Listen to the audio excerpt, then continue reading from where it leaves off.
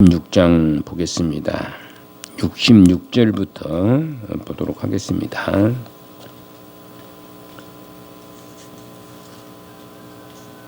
마태복음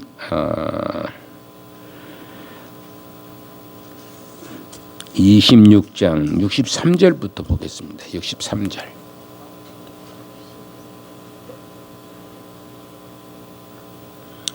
제가 읽어드리겠습니다. 예수께서 침묵하시거늘 대제사장이 이르시되 내가 너로 살아계신 하나님께 맹세하게 하노니 내가 하나님의 아들 그리스도인지 우리에게 말하라. 예수께서 이르시되 내가 말하였느니라. 그러나 내가 너희에게 이르노니 이후에 인자가 권능의 우편에 앉아 있는 것과 하늘 구름을 타고 오는 것을 너희가 보리라 하시니 이에 대제사장이 자기 옷을 찢으며 이르되 그가 신성모독하는 말을 하였으니 어찌 더 증인을 요구하리요. 보라, 너희가 지금 이 신성모독하는 말을 들었도다. 너희 생각은 어떠하냐. 대답하여 이르되 그는 사형에 해당하니라 하고 이에 예수의 얼굴에 침 뱉으며 주먹으로 치고 어떤 사람은 손바닥으로 때리며 이르되 그리스도야, 우리에게 선지자 노릇을 하라. 너를 친 자가 누구냐 하더라. 베드로가 바깥 뜰에 앉았더니 한 여종이 나와 이르되 너도 갈릴리 사람 예수와 함께 있었도다 하거늘 베드로가 모든 사람 앞에서 부인하여 이르되 나는 네가 무슨 말을 하는지 알지 못하겠노라 하며 앞문까지 나아가니 다른 여종이 그를 보고 거기 있는 사람들에게 말하되 이 사람은 나사렛 예수와 함께 있었도다 하며 베드로가 맹세하고 또 부인하여 이르되 나는 그 사람을 알지 못하노라 하더라. 조금 후에 곁에 섰던 사람들이 나와 베드로에게 이르되 너도 진실로 그 도당이라. 네 말소리가 너를 표명한다 하거늘 그가 저주하며 맹세하여 이르되 나는 그 사람을 알지 못하노라 하니 곧 닭이 울더라. 이에 베드로가 예수의 말씀에 닭 울기 전에 내가 3번 나를 부인하리라 하심이 생각나서 밖에 나가서 심히 통곡하니라. 아멘. 지난주에 계속 이어서 이제 대제사장 가야바의 신문 그리고 베드로의 부인. 베드로가 부인한다. 뭘 부인하냐? 그러면 예수님을 부인한다라는 얘기입니다. 예수님을 모른다는 얘기죠. 그런 얘기를 이제 마무리로 이렇게 지으려고 합니다. 이러면 이제 26장이 끝나게 되는 것이죠. 앞으로는 27장, 28장 이제 마태복음은 남아 있습니다. 예수님은 이제 가야바라는 대제사장 이제 신문을 받으면서 더 이상 자신이 하나님의 아들 메시아임을 감추지 않으시고 있는 것을 보게 됩니다. 예수님은 자신이 하나님의 아들 메시아임을 공개적으로 인정을 하시죠. 내가 메시아다라고는 말을 하지 않지만은 대제사장이 물어보니까 내가 바로 그러다 이렇게 얘기를 하는 것을 볼 수가 있지요. 그러면서 한 걸음 더 나아가서 얘기를 합니다. 어떤 말을 하느냐? 그러면은 이후에 인자가 권능의 우편에 앉아 있는 것과 이후에 인자가 권능의 우편에 앉아 있는 것. 권능이라는 것은 하나님 우편에 앉아 있다. 그런 얘기가 되는 겁니다. 하나님과 동속을 한다라는 얘기죠. 우리가 동속을 한다는 것이 굉장히 영광스러운 일이 되는 겁니다. 어떤 사람하고 같은 자리에 앉아 있다. 이건 대단한 영광스러운 일이 되는 것이죠. 그러죠? 예를 들어서 뭐 우리가 어디를 초청을 받았는데 저 아랫자리에 앉아 있는 것보다는 이제 뭐 대통령이 되었든 또는 국무총리가 되었든 뭐 도지사가 되었든 또는 뭐 군수가 되었든 간에 이제 초청을 받았으면 군수와 동속을 했다는 것이에요. 한 자리에 같이 앉았다. 그러면은 굉장한 그 영광이 되는 것이고 기쁨이 되는 것이고 그러면 많은 사람들에게 부러움의 대상이 될 수가 있게 되는 것이죠. 저 끄트머리에 앉아 있는 것보다는 동서간다는 게 우편에, 권능의 우편에. 그러니까 예수님께서 하나님 우편에 앉아 계신다, 그런 것을 얘기하시고, 또 하늘 구름을 타고 이제 오는 것을 그들이 볼 것이니라, 이렇게 얘기합니다.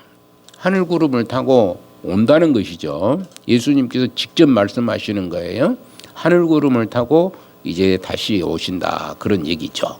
그러니까 이것은 우리가 잘 알다시피 다시 오실 예수님, 재림하시는 예수님에 대해서 분명하게 예수님께서 말씀을 하시고 있는 것입니다. 예수님은 전혀 거짓말을 하실 수 없으신 분이십니다. 그런 것을 보면서 우리가 이제 다시 오실 예수님을 항상 고대하고 이제 기다릴 수 있는, 믿음으로 기다리죠. 등불을 이제 예비한 가운데 항상 등과 기름을 준비하면서 이제 다시 오실 예수님을 만나기 위해서 우리가 항상 등불을 준비하며 이제 기다릴 수 있는 그런 믿음의 사람이 돼야 된다라는 것을 말씀할 수가 있게 되는 것입니다.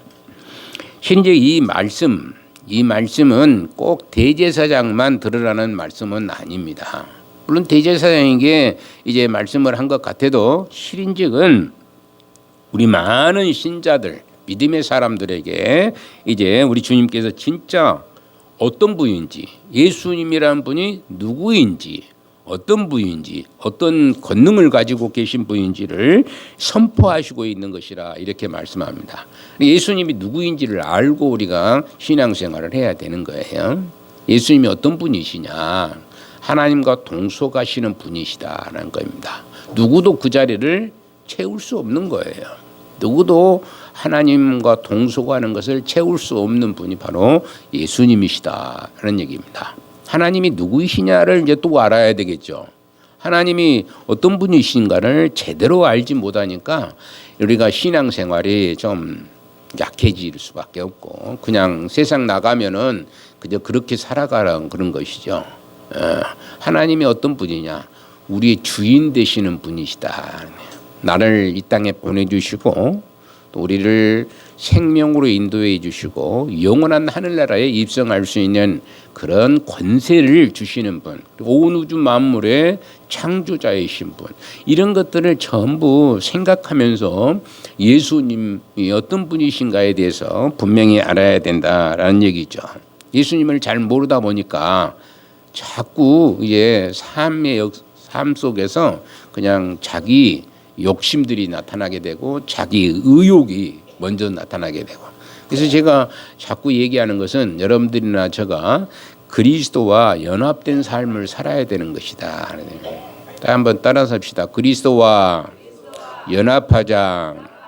그리스도와 연결되고 결합되어 있어야 된다는 거예요. 그래서 나는 항상 그리스도와 함께하는 삶을 살아야 되는 거예요. 어디서 무엇을 하든지 간에 예수님과 함께하는 삶을 살아야 돼요.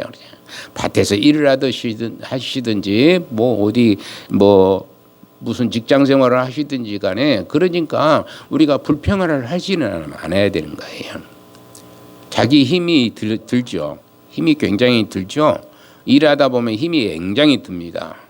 예수님도 마찬가지예요. 십자가에 죽으실 때에 그냥 아무런 아픔도 없이, 그냥 고통도 없이 십자가에 짊어지셨을까요? 절대 그러지 않습니다.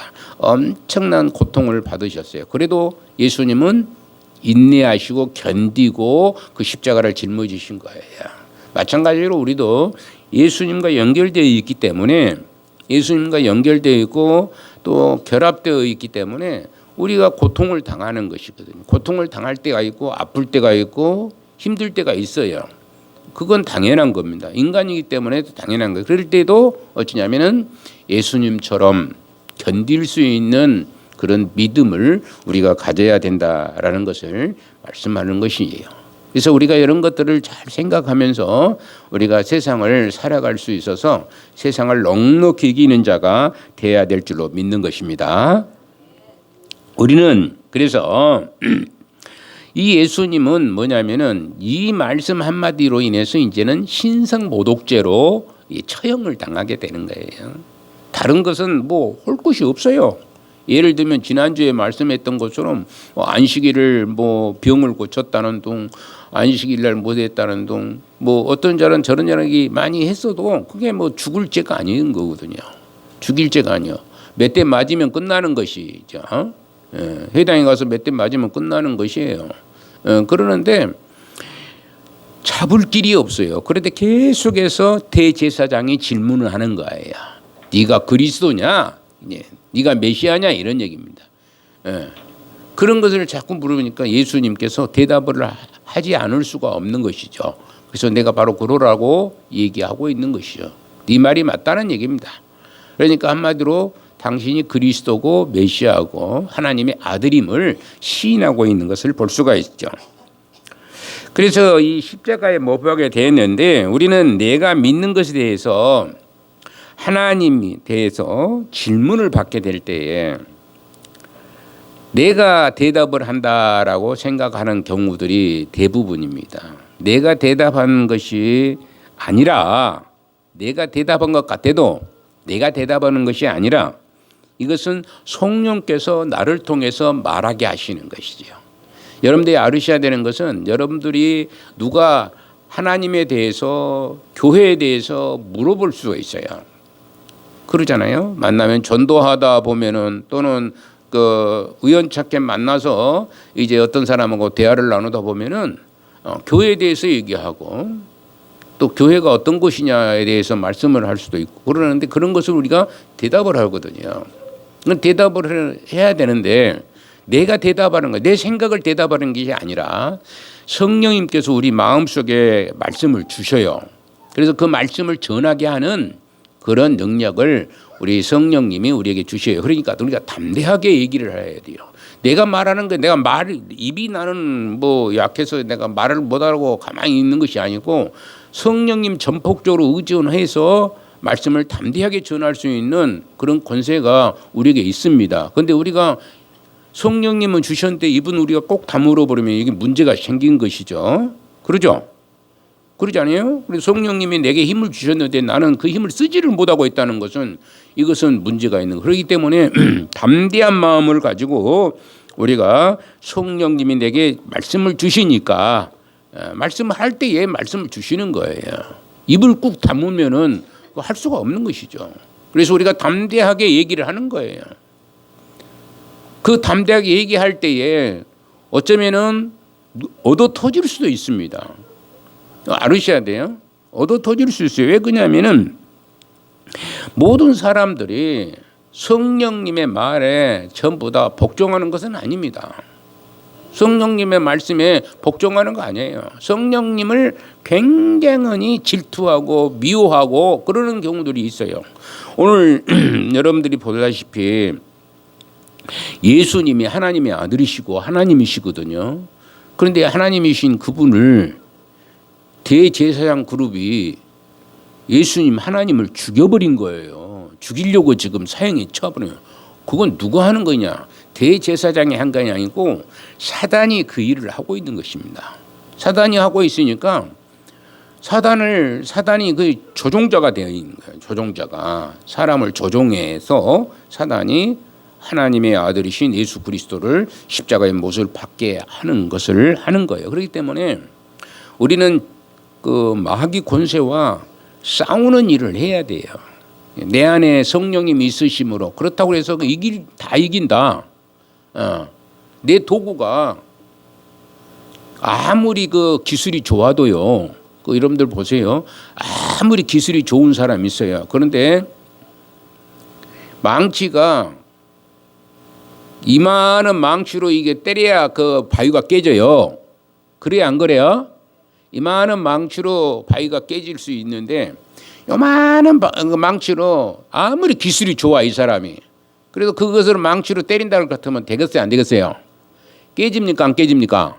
이게 도구가 좋아야 돼요.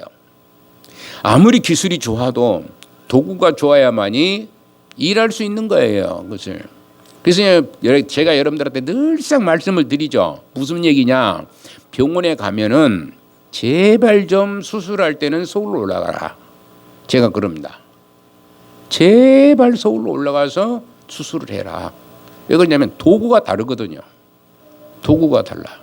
근데 뭐니까 누가 나를 보호해 줄 사람이 없으니까 그러다가 1년, 2년, 3년, 10년을 고생하는 거예요. 여러분들 뭐 지금도 여러분들 뭐 여기 목포에서 수술해 가지고 지금도 제대로 걷지 못하고 삐쩍삐쩍하고 다니고 그러잖아요. 아파서 힘들고.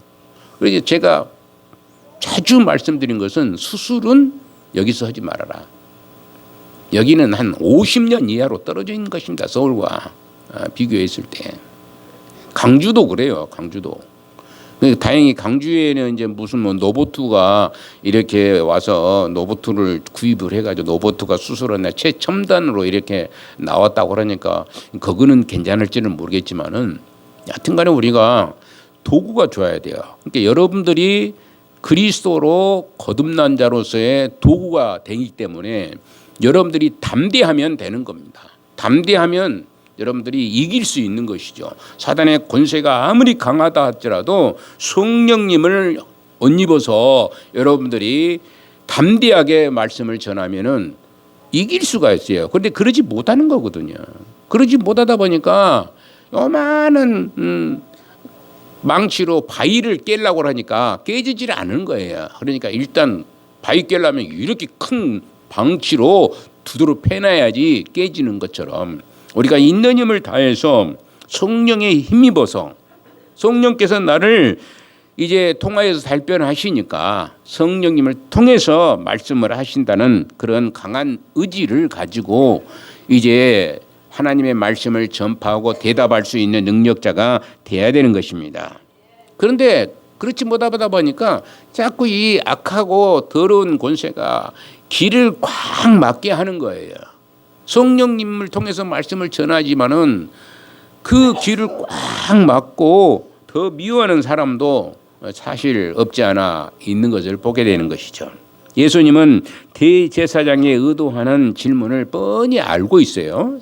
예수님께서 질문하는 의도가 그 대제사장이 질문하는 의도를 뻔히 알아요. 그래가지고 나를 이제 십자가에 달라구나 이런 게 뭐 다 알고 있죠. 뭐 모르고 그런 게 아니에요. 예수님 미련합니까?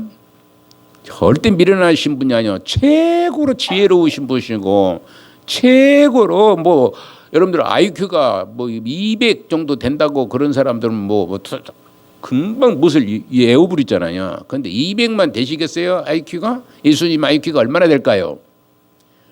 여러분들 생각에 예수님 IQ가 얼마나 되겠습니까? 한 300 될까요? 500 될까요? 무궁무진합니다. 무궁무진하신 그분께서 이런 걸 간단히 알 수 있는 분이시죠. 그럼에도 불구하고 예수님은 무엇하기 위해서 하나님의 뜻, 하나님의 계획 이것을 이루시기 위해서 그렇게 대답을 하는 것이에요. 그래서 피와 땀을 흘리면서 겟세마네 동산에서 어찌했다고요? 기도했더라. 그렇게 얘기하고 있는 것이죠. 그래서 그 기도의 결과가 이런 것으로 나타나게 되는 것이다. 이런 얘기입니다. 자, 그래서 이렇게 진리를 말할 수밖에 없는 것이죠. 거짓말로 아니라고 할 수가 없는 것이죠. 그렇게 물어보니까 거짓말로 나 아니다. 살고 싶어서 아니다라고 얘기할 수가 없는 것이죠. 그래서 진리를 말씀하고 있는 것입니다. 그래서 그 이유는 대제사장을 전혀 두려워하지 않는 것이죠. 이제 마지막 때가 왔었는데 마지막 당신께서 이제 십자가에 붙들려 이제 죽게 되는 그 하나님의 뜻이 이제 마지막 이루어지는 그 판국에 두려워할 필요가 하나도 없는 것입니다. 대제사장은 마귀의 뭐라고요? 하수인이요. 하수인. 마귀의 하수인으로 이용당하는 것에 불구하고 마귀가 가장 두려워한 것은 하나님의 말씀입니다. 하나님께서 내리신 진리의 말씀이 가장 두려워하는 일입니다. 그렇기 때문에 하나님의 말씀의 진리를 가지고 선포하면 마귀는 꼼짝없이 결국에 질 수밖에 없는 어리석은 자가 되는 것이죠. 예수님은 십자가 후의 영광을 더 많이 아마 소망을 했을 것입니다. 가만히 생각해 보면 그러지 않겠어요? 이제 힘이 들어요. 십자가 짊어진다는 것이 힘 들어요, 안 들어요? 여러분들이 지금 예배 드리는 것도 이 허리 아파 죽겠는데 이렇게 1시간 정도 뭐 앉아 있으려니까 그냥 이리 저리 비틀어. 아이고, 그렇게 속으로 그냥 힘들어 죽겠어요. 다 그렇습니다. 여러분들 여기에 있는 분들 중에서 안 힘든 사람 아무도 없어요. 힘이 들지만 예수님께서 십자가에 죽으신 것이 참으로 힘들고 고통스럽고 너무나 이제 어려운 그런 지경에 빠져 있지만 십자가는 어찌냐면 잠시의 고통입니다. 그렇죠? 얼마 안 걸리잖아요. 십자가 짊어지는 것이 불과 하루밖에 아니에요. 불과 하루밖에 아니에요. 십자가 짊어지는 거 불과 하루밖에 아닌데 결국에는 어떠냐? 예수님이 3일 만에 영광스러운 부활을 해버린 거예요. 겨우 3일 동안 그 무덤에 있었던 것이죠. 시간으로 따지면 3일도 안 돼요. 시간으로 따지면 3일도 안 되는데 그 3일 동안 3일 후에 부활하게 되는 것이라 이런 얘기입니다. 영광의 보좌 우편에서 영원토록 뭐 끝나는 시간이 없어요. 영원토록 이제 사단의 목을 꽉 밟고 있게 되는 것이다. 영원토록 그렇게 밟고 있는 거예요. 이제 전혀 사단은 예수님의 발 아래 있지 그가 무슨 큰 힘을 낼 수 있는 능력이 없어요. 예수님에게 늘 복종할 수밖에 없어요. 예수님께서 명령하실 때 사단이 움직일 수밖에 없어요. 예수님의 말을 안 듣고 지 멋대로 하는 일이 될 수가 없어요. 예전에는 어떻게 해서든지 예수님을 죽이려고 했는데 와 내가 승리했도다라고 생각을 했을지도 모르지만은 결국에는 어떻게 됐느냐. 예수님의 발 아래 꽉 눌려버려. 목이 꽉 눌려져 이제 꼼짝을 못하게 되었다는 것이지입니다. 신즉 마귀는 예수님을 죽이고 이 세상에서 왕노릇을 하려고 그런 생각을 가지고 있었다. 이렇게 볼 수 있습니다. 이것은 완전히 오판이죠. 오판입니다. 왜냐하면 마귀는 이 세상이 누구 것이라고 생각했냐면 자기 것이라고 생각을 했었던 것이죠. 때문에 마귀는 사람들에게 죄를 짓게 해가지고 하나님으로부터 심판이 오게 하려고 하는 것이죠. 그래서 사단을 그대로 두면은 언제 이 세상에 전쟁이 일어날 줄은 모르는 일입니다. 사람과 사람이 죽게 되는 것이죠. 지금 중국이 지금 나할리를 친다고 그래요. 중국이 전쟁을 하겠다. 그렇게 지금 한 2, 3년 내에는 전쟁을 지금 하겠다. 어디하고 전쟁하면 대만을 퍼부숴불겠다. 그런 얘기입니다. 요만한 대만 지역기들은 이렇게 큰 그 땅덩어리를 가지고 있으면서 요만한 대만을 치겠다고 그러는 거예요. 우리가 남과 북이 이렇게 나눠준 것처럼 거기도 이제 중국이라는 나라와 중화민국이라는 대만을 있습니다. 그래서 대만을 통일시키겠다. 그렇게 해가지고 그 치면은 누가 또 옆에서 보조해 주겠어요? 대만을 치게 되면 미국이 달라들게끔. 그러면 전쟁이 일어나 볼 것 아니겠어요?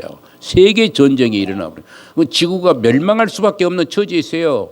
어떻게 보면은 그런데 그것을 못하게 막아야 되는데 이것도 또 하나님께서 그것을 허락해 버리면은 이제 어떻게 되겠어요? 전쟁이라 여러분들도 옆에 있다가는 고래 싸움에 뭐가 터져 죽는다고? 예? 새우가 죽어. 우리는 새우고 그들은 고래거든요. 고래가들이 싸우다 보면 옆에 있는 불똥이 뛰어서 우리에게 와서 우리가 죽을 수도 있다 이 말이에요. 그런 시대 속에서 우리가 지금 살아 있어요. 수류탄을 딱 들었는데 수류탄 핀이 빠져 있는 상태입니다. 지금 상황이 놔버리면은 팡 터져서 죽어버릴 수밖에 없는 그런 상황에 처해 있어요. 그런데도 우리가 아무 생각 없이 살아가는 사람들이 많이 있는 거예요. 지금 우리 주님만을 전폭적으로 의지해야 되는데 의지하지 않고 자기 생각대로 살아가는 사람들이 얼마나 많은지 모릅니다. 우리나라에만도 그렇습니다.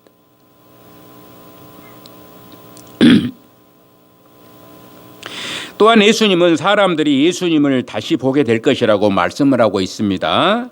다시 보신다고. 심지어는 예수님의 얼굴에 침을 뱉고 예수님을 창으로 찌른 자도 볼 것이고 또 왜냐하면 예수님은 모든 산 자와 죽은 자의 하나님이시기 때문에 그러는 거예요.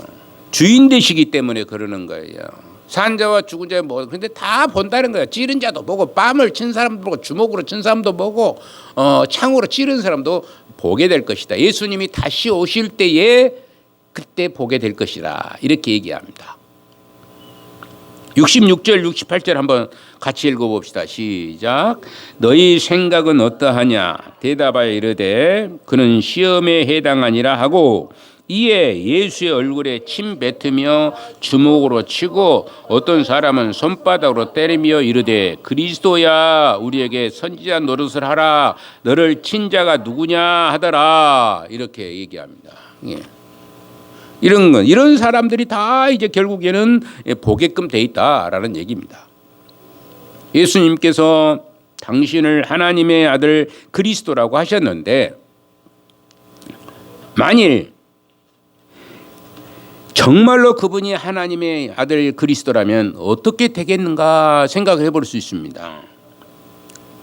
정말로 하나님의 아들이다. 그렇다면 어떻게 될 것인가. 그런데 대제사장 그룹은 또 그 서기관들 그들은 절대로 예수님이 하나님의 아들이 아님을 얘기한 거예요. 절대 하나님 아들 아니다. 이렇게 생각한 것입니다. 왜냐하면 그들은 하나님의 아들이라면 천사의 몸을 입고 있어야 된다. 그렇게 믿었기 때문인 거예요. 생각이 다른 것이죠. 생각이 달라. 분명히 성경에서는 예수님은 이렇게 해서 오시게 됐다라고 얘기를 쭉 하셨는데 그것을 보고도 이들은 믿지를 않는 거예요. 성경을 믿지 않고 있는 겁니다. 하나님의 말씀을 믿지 않고 있는 거예요. 오늘날도 그런 사람들이 얼마나 많은 줄 아십니까? 부활을 분명히 했다라고 성경에 말씀하시는데 목사님들 가운데서도 부활을 안 믿는 사람들이 꽤 많아요. 지난 언제 시간에 수요일 밤인가 제가 말씀을 드렸듯이 어떤 학교 교수도 이렇게 부활을 믿지 아니하고 있는 거예요. 성경에 기록이 돼 있는데 부활을 믿지 않는 것이죠. 이들도 마찬가지예요. 성경에 예수님이 어렸을 때 이렇게 여자의 후손으로 나오겠다고 쭉 얘기를 쭉 하고 있는 거예요. 그런데도 불구하고 믿지를 않는 그런 사람들이 바로 대제사장과 서기관들과 바리새인들의 그 모습을 볼 수가 있는 것이죠. 사실 이만큼 하나님의 아들이 사람의 몸으로 오는 것은 우리 인간의 생각을 초월하는 도저히 믿지 못할 사실인 것은 확실해요. 사람이 하나님 어떻게 사람이 될 수 있느냐, 신이 어떻게 사람이 될 수 있느냐 믿을 수가 없는 것이죠. 그런데 하나님 그 믿을 수 없는 그 일을 하신 분이 바로 하나님이신 것이죠. 예수님이신 것입니다. 그러나 그분은 사람의 옷을 입으시고 오심으로 우리의 죄 문제를 해결하시고 또 보좌 우편에 앉으셔서 마귀의 목은 어쩐다고요? 꽉 누르고 있어요. 발로 짓밟고 있습니다. 바로 꽉 받고 있는 거예요. 꼼짝을 못하죠. 마귀는 꼼짝을 못해. 예수님 앞에서 꼼짝할 수가 없는 거예요. 그렇게 된 것입니다. 그런 것을 아시고 우리가 하나님이신 그분만을 전폭적으로 의지하고 살아갈 수 있는 믿음의 사람이 되어야 될 줄로 믿습니다. 그렇게 살아야 돼요. 우리가 예수님 믿는다면 당연히 그렇게 살아야 되는데 이 땅에서 살아가는 여러 가지 그 조건들이 그렇게 시원하지 않습니다. 시원하지 않다 보니까 그것을 자꾸 잊어먹고 살아가는 것이죠. 세 번째 월요일 마지막으로 이제 말씀을 드리는 것은 예수님께서 잡히시는 밤에 어쩌냐면은 가장 크게 실패한 사람이 있어요. 예수님 잡히시는 밤에 가장 실패한 사람이 누굴까요? 베드로입니다. 제일 수제자라고 하는 베드로가 실패를 한 사람입니다. 가장 크게 실패한 사람이 바로 베드로라 이렇게 얘기할 수 있어요. 실제 베드로는 예수님을 끝까지 사랑해가지고 지구 끝까지도 따라가려고 하는 그런 마음을 가지고 있었던 사람입니다. 그래서 다른 제자들은 다 도망을 가버렸잖아요. 다른 제자들은 예수님이 잡히니까 다 도망을 가버렸는데 베드로는 끝까지 그것을 하지 않고 도망가지 않고 저 뒤에서 이제 조금씩 이제 따라가는 거예요. 따라가. 그런 마음을 가지고 있는 사람이 베드로였던 것을 볼 수 있습니다. 그래서 다른 사람들은 다 달아났지만은 멀찍이 예수님 따라가는 것을 예수님 잡혀갈 때에 베드로가 따라간 것을 볼 수가 있어요. 대제사장 가야바의 뜰까지 대제사장 가야바의 집의 뜰까지 몰래 따라간 것이에요. 그러나 베드로는 거기서 큰 시험에 어찌겠어요? 빠져버리고 말아버린 것입니다. 그것이 바로 69절부터 70절 사이에서 말씀하고 있어요. 한번 읽어봅시다. 베드로가 바깥 뜰에 앉았더니 한 여종이 나와 이르되 너도 갈릴리 사람 예수와 함께 있었도다 하거늘 베드로가 모든 사람 앞에서 부인하여 이르되 나는 네가 무슨 말을 하는지 알지 못하겠노라 하며 그렇게 얘기합니다. 네가 무슨 말을 하고 하는지 내가 알지 못하겠다. 지금 예수님을 어째요? 부인하고 있는 것을 볼 수가 있습니다. 어떻게 한 여종이 베드로의 정체를 알 수 있었을까? 만난 적도 없는데 어떻게 알 수 있었을까 생각을 해봅니다. 그 이유는 간단하다 이렇게 생각할 수 있어요. 왜냐하면 대제사장의 종들도 예수님의 그 설교를 들으려고 갔다는 증표가 되는 것이에요. 예수님의 설교를 들으러 대제사장 종들이 갔다는 얘기예요. 갔기 때문에 볼 수 있었다는 얘기입니다. 예루살렘에 웬만한 사람들은 예수님의 설교를 다 들었어요. 한 번쯤은 거의 다 들었어요. 바리새인들도 뭐 예수님 설교할 때 따라가서 들었어요. 그래가지고 비토도 하고 그러는 일들 하지만은 와, 저 사람이 어떻게 저렇게 얘기할 수 있고 그러는가 하고 놀래기도 하고 그랬던 것을 볼 수가 있습니다. 그래서 이제 더구나 사람들은 그 기적의 떡이죠. 오병이어, 칠병이어 같은 그런 기적의 떡도 다 한 번씩은 다 먹어봤던 사람들이 대부분이 많이 있었다는 것입니다. 이것은 성탄절에 예배당에 나와서 한 번쯤, 그러면 어렸을 때 성탄절이 되면은 예배당에 거의 한 번쯤은 여기에 여러분들도 아마 한 번쯤은 갔을 거예요. 안 간 사람 있어요 혹시? 한 번도 나는 안 갔다. 성탄절 때 예배당에. 없으십니까? 하여튼 열심히 또 성탄절을 받으면 구름대와 같이 애들이 몰려들어요. 뭐 달라고 몰려드냐? 거기서는 먹을 것이 있습니다. 먹을 것이 있어요. 떡도 주기도 하고 과자도 주기도 하고 뭐 여러 가지 줍니다.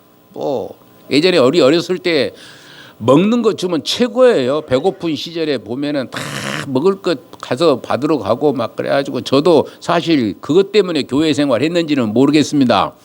그래서 어렸을 때 뭐 성탄절이 되면은 예배당에 가고 그래서 먹을 것 얻어오고 맛있게 먹고 오죠.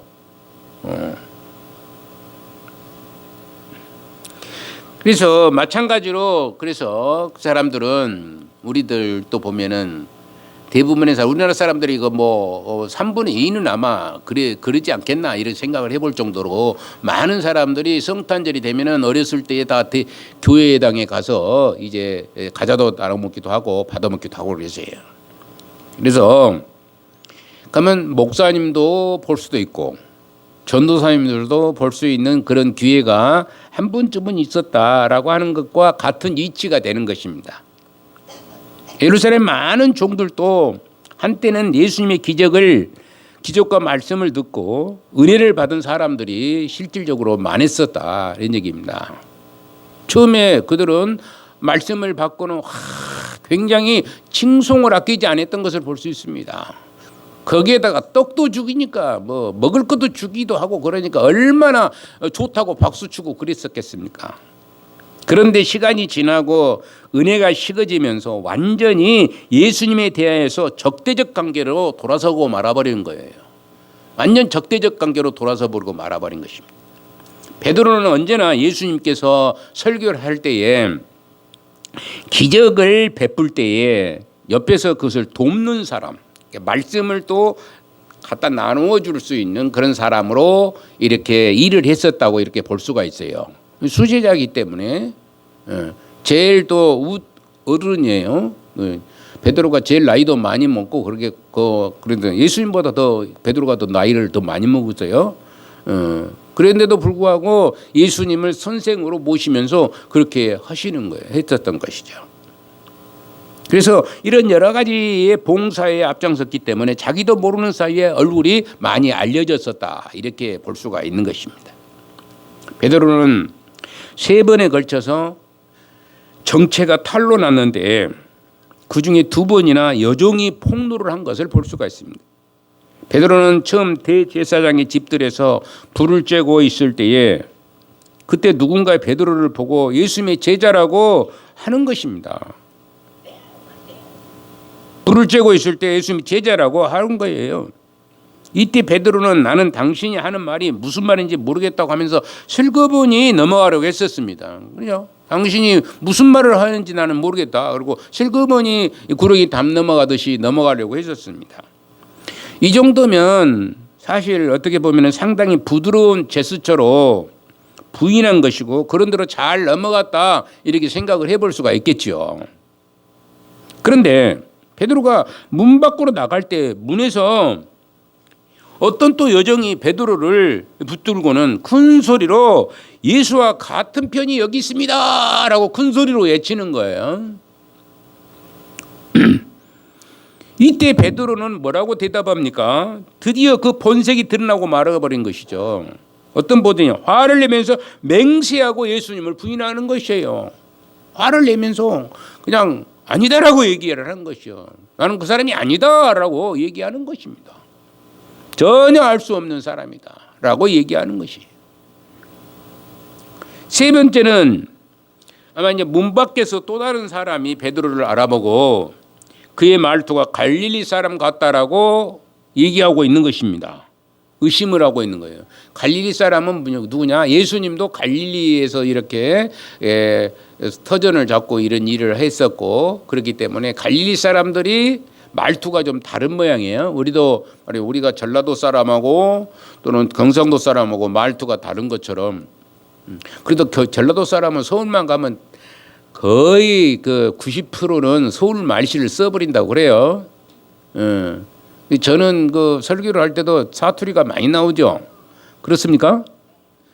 되도록이면 안 쓰려고 하는데 사투리가 많이 나올 수밖에 없어요. 왜냐하면 저는 서울에서 살아본 적이 없기 때문에 그 표준말을 좀 쓰기가 힘들어요.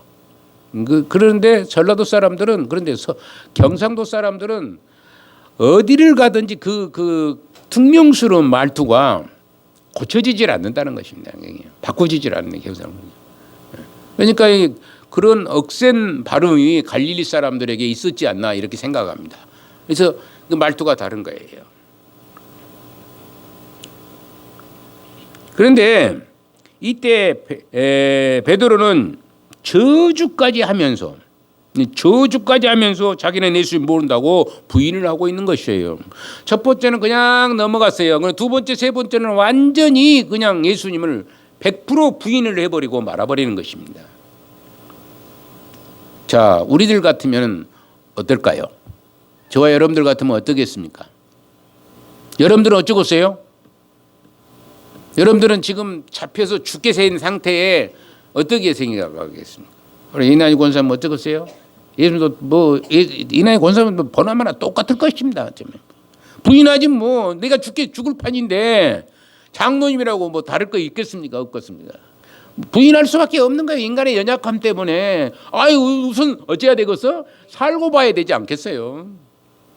베드로와 거의 비슷할 수밖에 없다. 그것이 대단히 높은 확률적인 것을 볼 수 있어요. 그러나 어떤 사람들은 또 그러지 않는 사람도 있을 수도 있겠죠. 담대함으로 내가 죽으면 죽으리라고 하는 그런 사람들이 있을 수도 있겠지만은 대부분의 사람들이 베드로와 똑같은 그런 표현을 쓸 수밖에 없는 상황에 있을 수 있다는 얘기죠. 우리 인간이란 존재는 연약하기 때문에 어쩔 수 없이 사람의 힘으로는 이런 상황을 이길 수가 없다는 얘기가 되는 겁니다. 이 어려운 이 상황을 극복할 수가 없어요. 사람의 힘으로는. 그래서 우리가 깊이 생각해야 될 것은 내 힘으로는 아무것도 할 수 없다. 내 힘으로는 할 수 없어요. 그런데 성령의 힘을 얻지 않고는 우리가 아무것도 할 수 없다. 라는 것을 생각하면서 우리 찬송가 하나 부른 후에 또 계속해서 이어서 말씀을 드리도록 하겠습니다.